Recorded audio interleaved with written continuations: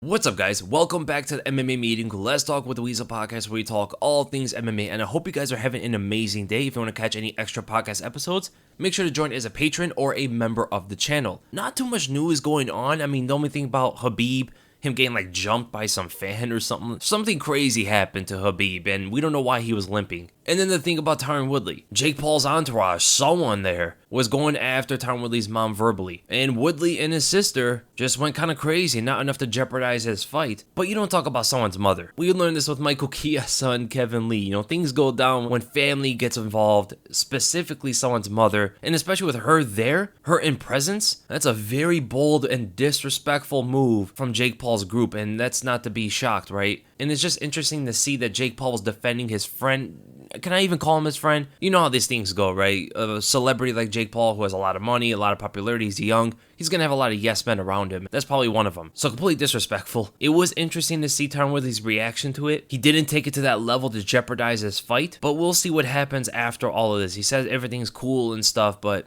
things are never just cool after family gets brought in, you know? And then the thing about Khabib, I don't know what happened. We didn't have much context, and he was limping, and then some crazy fan, or I don't know who that was, but try to ambush Khabib of all people. How crazy do you have to be? Out of all the people in the world, you want to jump at Khabib. I know his Josie Aldo takes were pretty bad, but not enough to ambush him like that. It must have been someone from Twitter. Just people today losing their minds. And do you know what else is losing? Your hair, if you're not keeping up with Keeps, an online subscription service solely focused on saving your hair from male pattern baldness, which I didn't even know affects 2 out of 3 men by the time that they turn 35 years old. That means out of 237,000 of us men, 156,000 of us will at some point have to deal with male pattern baldness. And we can't be the Weasel gang without any hair. And the best way to prevent this from happening is to get on Keeps while we have our hair. Keeps is professional through and through. They have a licensed doctor who will review your information online so they can give you the correct treatment specifically for you. And you can do it from the comfort of your home. And if you're interested, it's best to get on it quick because Keeps treatments will take somewhere between 4 to 6 months before the results start kicking in. The sooner you start Keeps, the more hair you will save. And man, I'm still not getting over that 2 out of 3 men experience some form of male pattern baldness. So guys, if you're ready to take action and prevent hair loss, go to keeps.com/weasel or click the link in the description below to get 50% off your first order. That's KEEPS.com/WEASLE.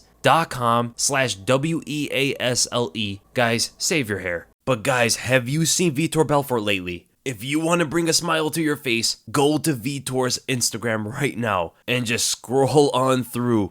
TRT Vitor is back. The guy is in phenomenal shape, man. Shredded, he's big. He even changed his profile picture to TRT Vitor. Back in the day, I am scared for Oscar De La Hoya, especially if Vitor forgets it's boxing all of a sudden. The TRT goes into his brain and he starts throwing wheel kicks. The sad news is, Vitor says he's not going to return to MMA. Boxing is his future, and it looks like he's going to stick to it. With TRT back into his system, allegedly, he may have extended his youth for a good 5 to 10 years. This guy's going to be tearing people apart. But realistically, if he goes out there and beats Oscar De La Hoya, that would be insane. First, we have Anderson Silva beating Julio Cesar Chavez Jr. And then we got Vitor beating Oscar De La Hoya right after. And let's say Tyron Woodley goes and beats Jake Paul. Nothing but wins for MMA. And with all that, we're going to go right to the questions. We're going to start with the members' questions, and then go to the patrons, and then we're going to go straight into the public questions afterward. First question by Lewis Gordon. If you could match up any current UFC champion with any former champion in their prime, what matchups would you make? Of course, GSP versus Kamaru Usman is the matchup. 2 of the greatest welterweights of all time. Interesting to see how GSP's wrestling would handle Kamaru Usman's. Interesting also to see how Kamaru Usman's strength and power can deal with some of the more technical offense that GSP possesses. Now, GSP did fight Johnny Hendricks, pre-USADA Johnny Hendricks, and had to deal with that level of power and strength as well. Toughest fight of his career besides Matt Serra and Matt Hughes. But you also have to know that Kamaru Usman is longer and bigger than Hendricks was. But actually, Hendricks was a lot trickier of a striker. And he might have been a better wrestler. Trickier striker. Usman is very fundamental. He's very simple and basic with everything he does. He doesn't even throw many kicks. Some teeps here and there, but a lot of just jabs and straights and looping punches. The looping shots generally don't catch anybody. It's really that straight right and the jab that down his opponents. With Johnny Hendricks though, first of all, he's a southpaw. Second of all, he will throw many kicks to the legs. And he throws combinations with his strikes. He sets things up a bit differently than Usman does. His setup off of his right hand is a lot cleaner than what Usman does. So that part is also a bit interesting there. The hypothetical matchup would be enticing. Who do I think would win? Probably Kamaru Usman, but it would be a very competitive fight. The other one I would like to see is, of course, Anderson Silva versus Israel Adesanya. We saw a lesser version of that with an older Anderson, but imagine a prime Anderson with better timing, faster, probably more confident, and has better offense with his strike instead of being so wild that he regressed to later in his career. I still think Izzy would have probably won. He could pretty much do what Silva does, but with a longer reach, being faster, and the modern techniques that MMA revolves around today.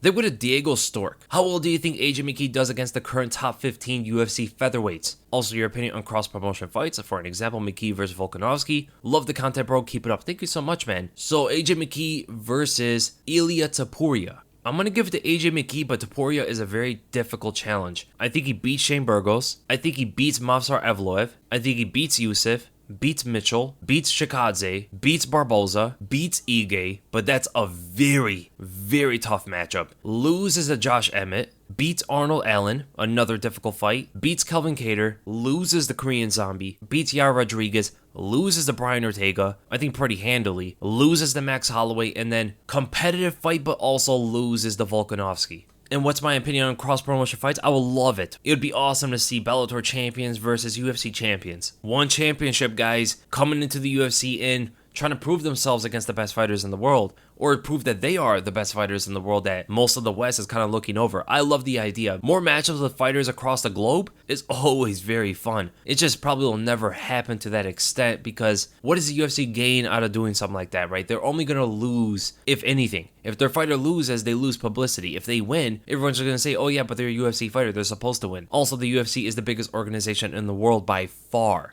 It's not even close. The only time the UFC did something like this was with Pride, and that's for the fact that Pride, for a time, was even bigger than the UFC, or at least somewhat comparable. That's why the UFC actually went with them, had those cross-promotion fights, so they can build their audience over there in that area. Pride was huge in Japan. It was probably the biggest MMA organization in the world at the time when Fedor was there, when Vanderlei Silva was there, Shogun Rua was there, Quentin Jackson. I mean, Pride was popping. That was where it was at. But these days, there's no reason the UFC would ever do a cross-promotion fight. John Jordan, where does Kevin Lee fit into all this? Has he already peaked? Yeah, I kind of think he has. We'll see how he fights Daniel Rodriguez, man, because I think he's just going to be a top 10 guy, above top 5, somewhere in there. And that's in the lightweight division. And welterweight, man, I don't think he's going to be ranked. Then we're going to flip 03. Where would you rank Amanda Nunes in a list of the greatest fighters of all time? And also, is YouTube your full-time job? If you are putting Amanda Nunes in with the men, which I don't like to do too much, I like to separate the list because it is a different kind of thing. You know, the competition on the women's side is very different to the competition on the men's side. It is what it is. Women's MMA is a lot newer. They have a lot more to grow, and it wouldn't be as fair to compare them. But if you do,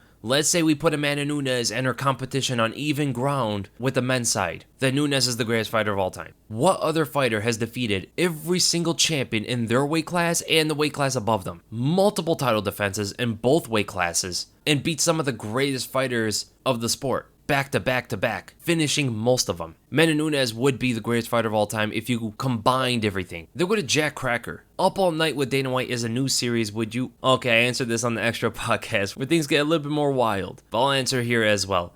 Up All Night with Dana White is a new series where you get to see fighters play. Give me your picks for male-female, female-female, male-male matchups that you would make if Uncle Dana tabbed you as a director-producer. Which matchups would you make the most bank? My picks would be Brian Ortega and Claudia Gadelha so they make the baby, Jessica Andrade and Mackenzie Dern, you're welcome J.A., and finally Israel Adesanya and Dominic Cruz, just because I have a hunch. I still don't know what you mean. I don't know if you know something we don't. Adesanya and Cruz, I don't understand. You know, Brian Ortega, Tracy Cortez is like the couple of the UFC that's your conservative answer. Nah, I'm just kidding, man. We're gonna get nasty with this. Male, female. So we got Francis Ngannou, who's the smallest. Carla Esparza. We get that on the scenes first, right away. That's the first thing I'm shooting. We got Nunes and Cyborg too. If we can somehow get Gabby Garcia in there, man, I pay big bucks to get her on the scene as well. You say Adesanya and Cruz? No, man, we gotta do Adesanya and Paulo Costa. They have to have that second baby. I think Costa's a little bit upset that Adesanya hasn't contacted him, and we'll make that happen. That's the reason why he hasn't fought yet. And that's it for the members question. I'm going to write into Patreon. We're going to start with Daniel Sandoval. Hi Weasel, huge fan and easily the best MMA YouTuber. Thank you so much, man. I wanted to ask 2 things. What MMA events have you attended? And do you think Tatiana Suarez can maybe be a 3-weight champion? Because I can see her making 115, 125, and 135. If not 3, then easily 2-weight champion. Interesting. So I've attended multiple MMA events, mostly regional, but the only UFC event I ever attended was UFC 218, and that thing was crazy. We had fights all over the place, not only in the octagon, we had it in the crowd as well. Literally front row brawl happening while Michelle Waterson was fighting Tisha Torres, I believe. Literally everybody's attention, everybody's heads went from facing the octagon, seeing Waterson and Tisha Torres going at it, to turning their heads to this brawl happening in front row and them all getting kicked out. We saw drinks flying, all this. It was madness. How could you throw away your seats like that? They could have given it to me. I mean, I had good seats, but they didn't want it that bad. They could have just gave it to somebody else. But Yancy Medeiros and I believe it was Alex Oliveira fought that night. Standing ovation. Justin Gaethje and Eddie Alvarez on the card. Francis Ngannou and Alistair Overeem. That was wild. That knockout was something else in person, man. I really recommend if you guys ever have a chance to go to a UFC event that comes to your hometown. It's something completely different. The electricity, the energy in the crowd is something you don't get when you're at home. You're probably all wondering who was the most cheered fighter. We actually had Michigan fighters on the card. I think we had, her last name was Cooper. I forgot her first name. She's not in the UFC anymore. We also had Jakar Close on the card. No one got a bigger pop in the crowd than Justin Gaethje. And this is before Gaethje made the transition to be a bit more technical. When Justin Gaethje's song started ringing throughout the arena, it was so loud in there. You couldn't even hear the music anymore. And the music is loud. It like shakes your bones. But then the energy of the crowd, everyone just exploded when Gaethje came onto the screen. No idea why. He was so big in that area. I don't know if he is from the Midwest, but that was pretty crazy, man. It was a completely different experience. I'm not going to lie though. The main event was a bit of a bummer. Even though most of the crowd was rooting for Holloway, there was a point in the fight where he was beating Jose Aldo where the crowd was kind of like feeling bad for Aldo. It got to a point where Aldo was just so defenseless, just taking shots, and everybody just wanted to be over by that point. But for the most part, very positive experience, man. I really recommend it. And as for Tatiana Suarez, not 3 division champion. I don't think she beats Amanda Nunes. 2 division is possible. I could see her being a 115 champion, but at 125, I don't see her being Valentina, man. If it wasn't for Valentina and if it wasn't for Amanda Nunes, I could definitely see Suarez then being a 3 division champion. She still has a lot to prove, though, to really throw her at that kind of status. She hasn't fought that much. She had a bit of an issue with Nina Ansaroff. Yeah, it's a little too quick to call her one of the greatest of all time, or potential to be. Then with the RSPCT. Hey Weasel, so glad your mom is doing better. Thank you so much, man. Yeah, she's doing much, much better. Some permanent side effects that she's gonna have to live with, but staying positive at all times. She's just very happy she's okay because things could have turned out worse. Since we always ask you fight questions, I thought I'd switch it up a bit and ask more about you. I literally have never missed a video since I became your fan in 2018, and it just makes me so happy to see the channel grow. I was wondering what your long-term plans are for the channel and how you want to balance it with your fighting career. Thanks for all the content over the years, bro. P.S. Also, I heard questions about your face reveal on the last podcast, and I'm one of the people who thinks that you have zero obligation to do so. I don't mind never knowing what you look like, and the element of mystique is cool. Thank you so much. Wow, that's crazy, man. That was a very interesting time. But as for my long-term goals, I kind of go day by day. I don't think long-term. I never really did, right? For those who know when and how I started the channel, everything just came spontaneously through pretty much passion and just knowledge of the game that wasn't really being expressed anywhere, even from UFC commentators, analysts, online. There was a lot of people who weren't expressing the things that I was kind of seeing in fights. And then things just start picking up from there. So as for long term, I mean, I have things I want to do on the channel. I always come up with different kind of ideas. The big one right now I'm looking forward to is doing reactions to live fights. I think that would be really, really cool. Now, I'm questioning as to whether I should do it by myself with you guys, or we can bring someone with us. For an example, I talked to my brother. My brother has been watching MMA for a long time. He wrestled as well, so he is a bit knowledgeable. I don't want someone who just doesn't understand the fight game. I think that would be pretty fun as well. So that's the main thing I'm looking at the moment. And how am I going to balance it with my fighting career? I can absolutely do so. Now, it does take a lot of time, a lot of work, a lot of effort. I mean, I edit all my videos myself. I pretty much do everything myself. But I don't think it really gets in the way with my fighting career. And as for the face reveal, yeah, man, I got a lot of people saying, you know, you don't need to do so. the mystique is like the way to go. I'm probably going to go toward that area because when I hit 250,000 subs, I was really ready to make a face reveal on a video, but I do know how that kind of turns things around a bit. I can't look like how everybody thinks I look. I look one way, but with the mystique, I could look any way you guys want me to look. It's all in your imagination, I guess. So I think that part is pretty cool. And then we go to John. Sup, Weasel, love your videos, and I always look forward to the podcast. Keep it up. Do you think Rafael Fiziev could be a lightweight champion in the next few years? Do you think his hype is deserved? And then I'll go to your next question afterward. Yes, I believe Rafael Fiziev in the future, I'm talking about a few years from now, potentially could become a UFC champion. Does he beat Islam Makhachev? I don't think so. Everybody else, I could kind of see a path to victory for him as he starts getting better. Right now, no. But him developing good takedown defense, maybe even better offensive takedowns himself, tighten up his general striking defense, and displaying a little bit better of distance management, I think Rafael Fiziev could be a problem for anybody this division has to offer. So I do think the hype is deserved 100%. And then what do you think about Oliveira versus Poirier predictions? Personally, I think it's a very winnable fight for either of them, but many people are sleeping heavily on Oliveira. I 100% agree with you, man. I think it's very winnable for either of them. Oliveira could take it to the ground potentially and dominate Poirier from there. He can also strike with Poirier for the most part. He's longer. He has a very good jab that could disrupt that shift combination. He has good teeps to keep Poirier away from him. He has better leg kicks. He has good checks against kicks. He's going to be the more well-rounded striker and overall fighter. The only thing is he just doesn't move his head much, and that's where Poirier can kind of overwhelm him if he gets him close to the cage. It's that middle area, that mid-ground, where Poirier's going to have a bit of an issue being effective in the fight. But if he's all the way in, Oliveira's going to be in massive danger. My prediction is, man, I go back and forth. I can see the path for victory for both fighters. It just comes down to which one do I think is going to happen. Do I think Poirier is going to overwhelm him, pressure him, outbox him for the most part, and stop the takedowns? Then again, I think Oliveira does have that reinforcement of double leg takedowns if things start to get a bit hairy. So I slightly lean to Oliveira because of that. As for Poirier, yeah, he's very tough, he's very crafty, he makes things work, but I could see things going south for him. Similar to the way it was happening when he fought Dan Hooker, for an example. Being overwhelmed by the longer, precise striker, except with the fact that Oliveira has a double leg takedown at all times. So I think Oliveira would probably win that fight, but it's very competitive. Finally, do you think Usman will be beaten or will he retire as champion? It's hard to know for sure. I think he could beat everybody in the division right now. And by the time the younger guys like the Hamza Shemaevs and the Shavkat Rakhmanovs and Sean Brady's, once these guys move up the division, Usman might retire by then. He might take that Khabib route where he retires early in his career at the top. So I do see Usman retiring as a champ. And the last question on Patreon, I'm going to go to Keanu17. Hey Weasel, a couple of questions here. What fights you predicted perfectly correct and horribly wrong? And do you think it's fair the UFC only gives fighters 16% of the revenue from a card? Who do you think punches harder, Usman or Woodley, at their absolute peak? Lastly, how do you see Jan versus John Jones going? Thanks Weasel, much love as always. Thank you so much, man. Some of the hard-hitting questions here. Fights I've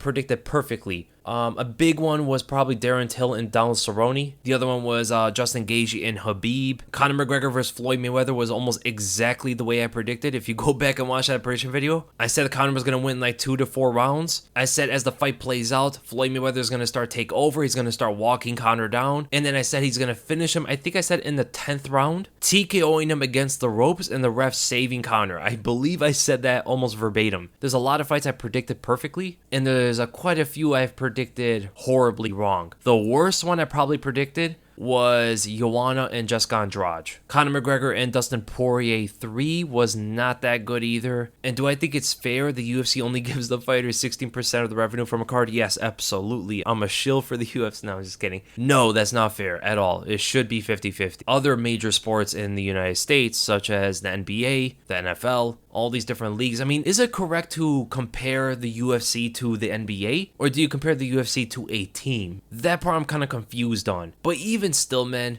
it should be 50-50 or close to it. 16% is crazy. And it's not really the UFC's fault. It's the fighter's fault. The UFC is going to do what it can do. Whatever the UFC is able to get by with, they're going to do so if it saves them money. It's up to the fighters to stand up for themselves and demand for more money, negotiate more intelligently, have better managers, have better agents, get a fighter union going on. That's so important, but the fighters are so selfish, they just simply don't want to do it. One of the biggest issues to fighter pay is the fact that fighters will take up another fighter's spot if they're negotiating for more pay. Derek Lewis is a big example. Donald Cerrone is a big example. They will take fights on short notice for less pay. So the UFC is ultimately going to go to those guys. It's a selfish sport and the UFC capitalizes on it, where the fighters don't. And then who hits harder, Usman or Woodley? I would say Woodley. Woodley had a kind of horsepower that you don't normally see out of fighters pound for pound. When he touched you, it was pretty much over. Usman has devastating power as well, but we've seen him hit guys before and them kind of take it. He hit Jorge a few good times before knocking him out. He hit Colby plenty of times in their fight. I mean, they went to an absolute war. You've never seen Woodley go to war with someone like that and then be able to stand up against his shots.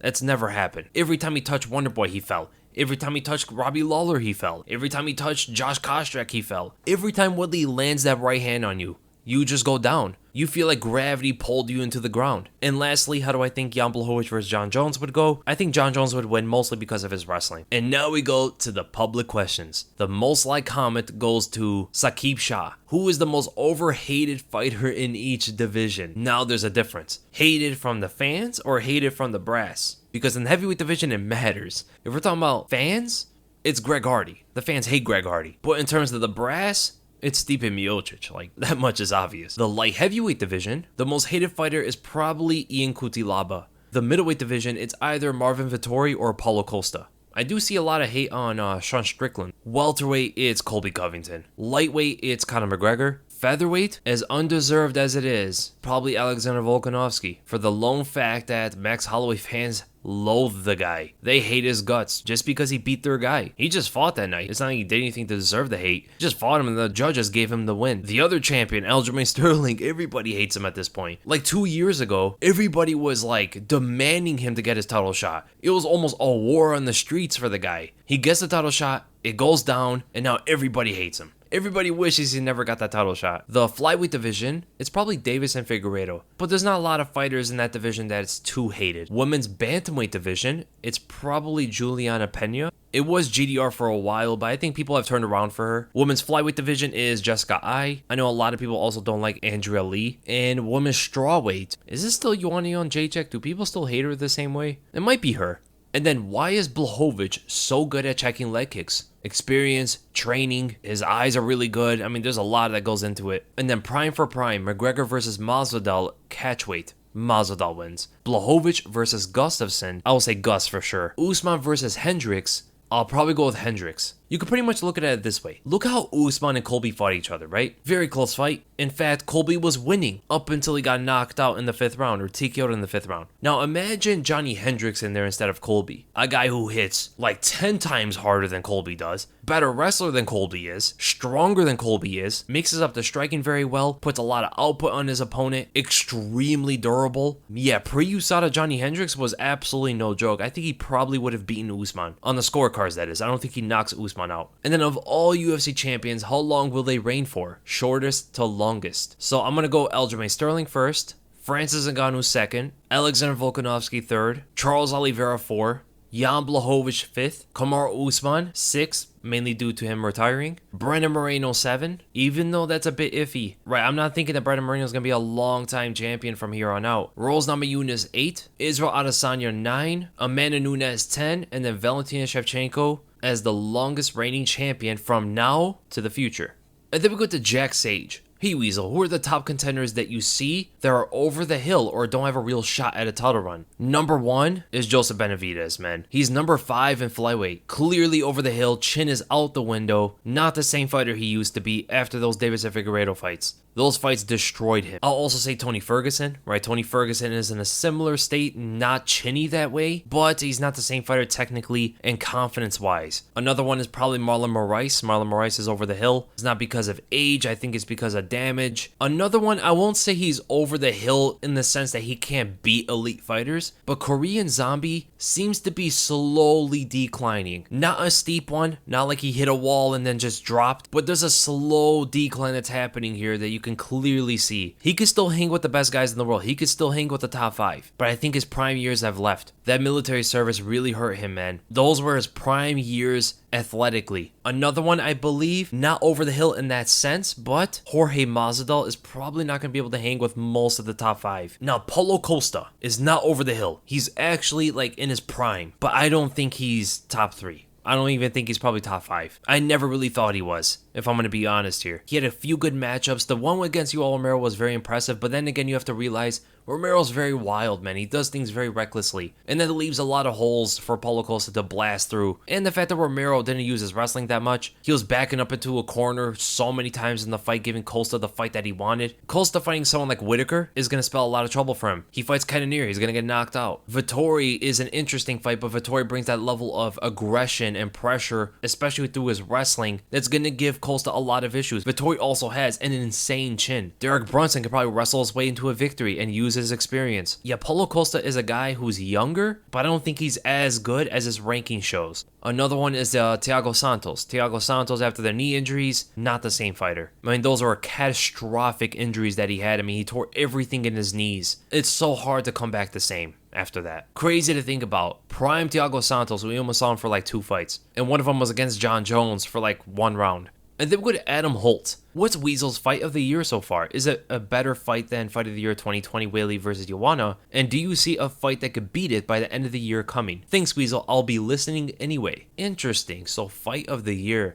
I haven't even thought about it. The one that stands out is Dominic Reyes versus Yuri Prohaska. Now, it wasn't that 5-round war that we're all used to giving the award to, but man, it was so back and forth. Both guys landing horrendous shots on each other. Yuri Prohaska even said that he was almost out when he was on top of Dominic Reyes, only for Yuri to walk through shots enough to deliver that spinning elbow and finish off the former title challenger who a lot of people thought should be the champion. Yeah, Ponzinibbio and Miguel Baeza is definitely one of them as well, especially with the fact that we all thought Ponzi was over the hill completely, but it looks like he's like recovering fight after fight. He's looking a little bit better each time, trying to come back into his prime form. But honestly, the fight that I rewatched more than any other fight this year so far is Charles Oliveira versus Michael Chandler. It was so crazy. The fight starts off, Charles Oliveira lands a leg kick and sweeps Chandler off of his feet. He's landing some shots here and there, and then Chandler brings the power, lands some hooks, and Oliveira is shaken up a bit, goes in for the takedown, and then out of nowhere, Chandler goes in for the guillotine against the deadliest submission artist this division has ever seen. The guy who holds the record for most submission wins in UFC history. He goes in for a guillotine choke against the guy and almost gets it, it looked like. Oliveira then gets out,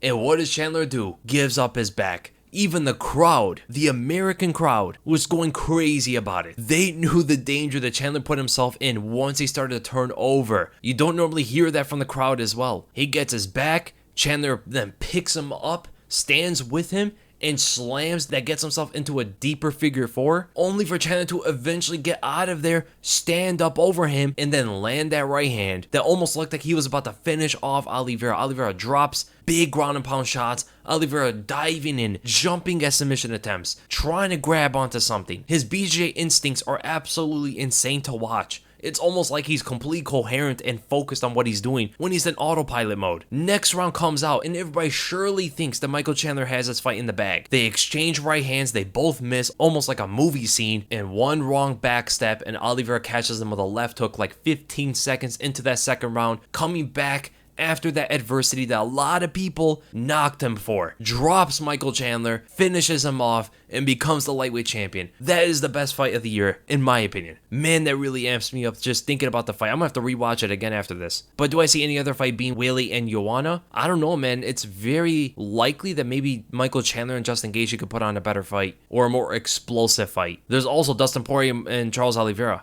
That fight could be insane as well. That lightweight division is just something else. And then we go to Lancy. What do you think are some obvious changes which will occur in the sport in, let's say, 10 years from now? Things like nearly killing yourself to get that weight down or an overhaul of the judging criteria are, in my mind, already set in stone. But what other aspects that people might overlook could have a drastic impact on the sport if they were to change? I think a big thing that's going to change is the way fighters promote themselves. I think a lot more fighters are going to be on social media. They're going to create more YouTube channels and be more engaged with the audience. in terms of that. I hope fighters are going to be able to know what they're worth and actually fight for their pay a lot better. Therefore, fighters are going to get paid more in 10 years from now than they are today. I'm actually a lot more confident in that happening. Instead of 16% of the revenue going to the fighters, it might jump up to 20-something%, which is a significant increase. Just tells you how much a 50% would be, you know? Hopefully they get their gloves changed. That has to happen. And honestly, I don't see much else. I think most of it is going to be business-wise and monetary, right? Finding different avenues to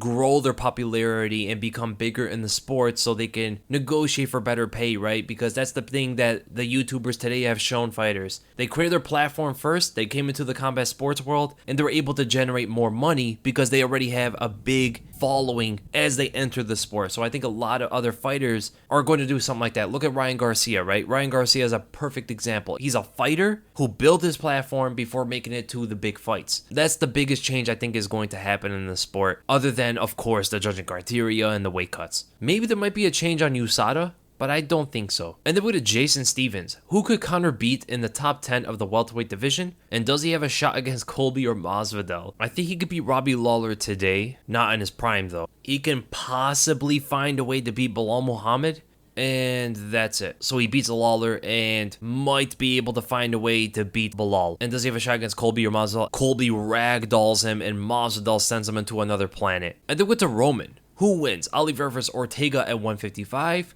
I would have to go with Oliveira. Pre-USADA and pre-diverticulitis, Lesnar versus Ngannou. Gotta go with Ngannou still. Could you just imagine if Ngannou was on something? Like, imagine they just injected him with something now and how he would look afterward. Like, he would transcend a human being. They wouldn't even let that guy fight in Pride. Holloway versus Prime Ferguson. Gotta go with Prime Ferguson. Josh Emmett versus Kelvin Kattar. I'm going to go with Kelvin Kattar. Prime Rockhold versus Whitaker. Definitely have to go with Whitaker. And then Fiziev versus Riddell. Ooh, that's a good fight, man.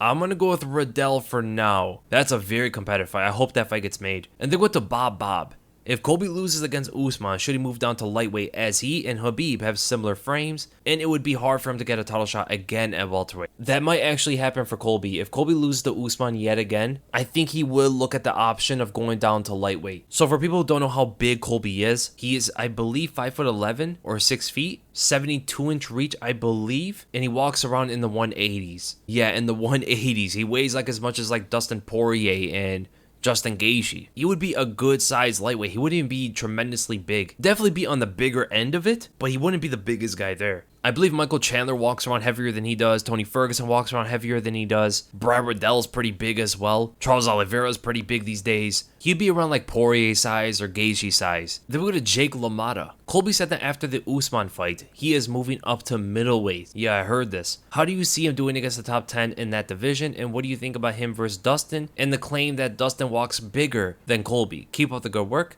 Thank you so much, man. Yeah, I heard that if he beats Usman, that he's thinking about going up and fighting Adesanya. He doesn't want to stay at middleweight too long. Just that super fight and he's bouncing out of there because those guys are way too big for him. He's not even a big welterweight. Imagine like a 185-pound Coolby Covington fighting Robert Whitaker, who weighs like 215. Adesanya is a bit of an interesting fight for Colby, stylistically at least. Adesanya does not have an opponent who brings that kind of wrestling, who brings that kind of pressure, who brings that kind of speed backed up with it, and the 5-round cardio all combined in one. Colby Covington's style is something that would give Adesanya fits. You could even say might even be the nightmare style for Adesanya. And Adesanya is not that big. I mean, he's 6'4" and 80-inch reach, but weight-wise, size-wise, he weighs like, what, 200 pounds? One of the lighter guys in that division. He has a big frame and he's very strong. And that is definitely going to matter when he goes and defends the takedowns. But that style that Colby brings into that fight is very interesting when it collides with Adesanya. But ultimately, I don't think he beats most of these guys. I don't think he beats Adesanya. He gets absolutely crushed and thrown aside by Robert Whitaker, gets beat down by Paulo Costa, gets knocked out by Jared Cannonier. He might be able to do some things against Marvin Vettori because Vettori is very sloppy and slow, but Vettori is very durable, very pressuring, very strong in the clinch. It's going to be hard for Colby to wrestle with him. Colby will have to move around and strike and go to a decision through that, right? There's a lot of these fights that Colby really struggles in, even if he is technically superior to most of these guys. The difference in size from 170ers to 185ers is pretty large, especially when a guy like Colby Covington walks around at like 185 pounds. That makes a huge difference for him, and he's a wrestler, which is even more important. But the thing is, I would love to see him fight Dustin Poirier. They're around the same size. They're both well-rounded fighters. I think Colby would out-wrestle him and control him for the most part, staying away from a lot of the striking, just throwing some things in Dustin's face to set up his takedowns, and I think he is much stronger than Dustin is. Physically in the clinch and in wrestling exchanges, I think Colby is much stronger than Dustin. So if Colby comes down to 155, let's say hypothetically fights Dustin Poirier, I think he would beat him. You also have to give a lot of credit to Colby's chin. He went to war with Kamaru Usman, man, and even getting a broken jaw, still able to fight almost 2 full rounds afterward, going toe-to-toe with that guy and taking his blows again and again, and just keeps going forward until his brain couldn't take it anymore. Not even Jorge Masvidal was able to take that kind of damage, and he's durable. And then with a Canada Goose. How successful would Francis Ngannou be if he had average power? Similarly, which fighters in the UFC rely mostly on their physical advantages? Honestly speaking, if Francis only had average power, he would not be the champion. Bare minimum, he would not be the champion. He wouldn't be Stipe. He probably would have lost to Rosenstrike. There's no way he would ever be Ciryl Gane with average power. He probably would have lost to Derek Lewis. There's a lot of guys in this division that would beat him. Because here's the thing. Now, Francis is not technically challenged, if you know what I'm saying. He's more technical than people give him credit for. He has good leg kicks. He sets up his punches fairly well. In his last 5 fights, excluding the Rosenstrike fight, he has shown to have even good fight IQ. Good shot selection. He's very athletic. He's fast for a heavyweight. Decent footwork as well. He has skills. But let's not kid ourselves. That power of his is absolutely fight changing. He just needs to land one on you and you're out. If that goes out the window and he has to land 10 clean shots on you in a row to put you down, or maybe, 5 or 7, whatever it is. Not only is Francis not going to be as successful in his fights, he's going to have to fight differently. He can't fight the same way he's fighting right now. His style would change. And which other fighters in the UFC rely on their attributes? Kamaru Usman to an extent. Very strong in the clinch, holds you up against the cage. He did that against a lot of opponents. A lot of power gets him through when he just uses basic fundamental skills. His power alone gets people on edge. He's also extremely long for the division. I'm sorry, if you guys hear any noise in the background, it is storming outside my house. Another fighter is, of course, Derek Lewis. All about that power, even more than Francis. John Jones would definitely be up there as well. He has many skills to work with, but his defense mostly relies on his reach. There's also Paulo Costa. Decent power, pummels you into oblivion. He has good cardio as well for the style he walks forward with. Not the most technical guy in the world. Barrages you until you can't take anymore. Very physically demanding. I would say somewhat Coolby Covington. Now, the only attribute that he relies on, I would say, is his cardio. He's able to be very sloppy with a lot of things he throws. He's getting better and more technically sound, but if you just look out throughout his career, he will just throw things in your face constantly over and over again. Left overhands, looping punches, wild kicks, and stuff like that. And he can get away with a lot of it because his output is so high. And the reason why his output is so high is because his cardio is absolutely crazy. He could go 10 rounds at that pace if fights for that long. And of course, how can we forget about Davis and Figueiredo? Super durable, pound for pound, one of the hardest punchers, if not the hardest puncher in the UFC. So big for the division. At this point, it's actually hurting him badly. But for a long time, this guy was bullying his opponents, like straight up bullying them. And it was not right to see. It's like, imagine Brian Ortega able to get down to bantamweight and fight healthy. Most of these guys, if not all these guys, would not stand a chance. The only guy that probably would is Piotr Jan, maybe Jose Aldo. Then with a Chepe. When you watch action films, do you watch the hand-to-hand combat critically as you do with MMA fights? Or do you just enjoy it as entertainment, regardless of how unrealistic it is? It depends on the movie. It depends what it's supposed to be like. Now, if the movie's supposed to be unrealistic, like a superhero movie, for an example, if you look at the Captain America fight scenes, I don't really look at it as critically. It's supposed to be unrealistic. I mean, you got guys who are superhuman and stuff. Like, to that point, technique doesn't even matter. It only matters if they're fighting someone who are equally as powerful. Then it's going to matter. But if they're fighting like humans, just fending them off, yeah, you could just chop them in the throat and they go flying. But if we're talking about like martial art movies or realistic movies and there's a fight scene, yes, I actually do critically look at those. And I'm going to be honest here. If the hand-to-hand combat is not good, if it's too unrealistic for a realistic movie, it turns me off right away and I just stop watching. That is one of the biggest reasons why I can't watch action films. If it's an action film, it's going to be a superhero movie. I have to be able to bypass that analyst point of view that I have in order to enjoy the film. But what I will say is, the fighting scenes are getting better. When we're talking about 10 years ago, go back and watch some of the fight scenes 10 years ago. They were so bad, man. Nothing made sense. Instead of basing their fights off MMA the way they do now they're throwing arm bars in there and all that stuff, they were basing a lot of their fight scenes off of like kung fu and stuff. In every single fight scene, people were throwing hooks with their arms straight, the way those kung fu fighters threw them. And then they would block it with one arm with a lot of emphasis in their form, and then they counter with another winging straight right hook. Just weirdness, man. It was such a turnoff.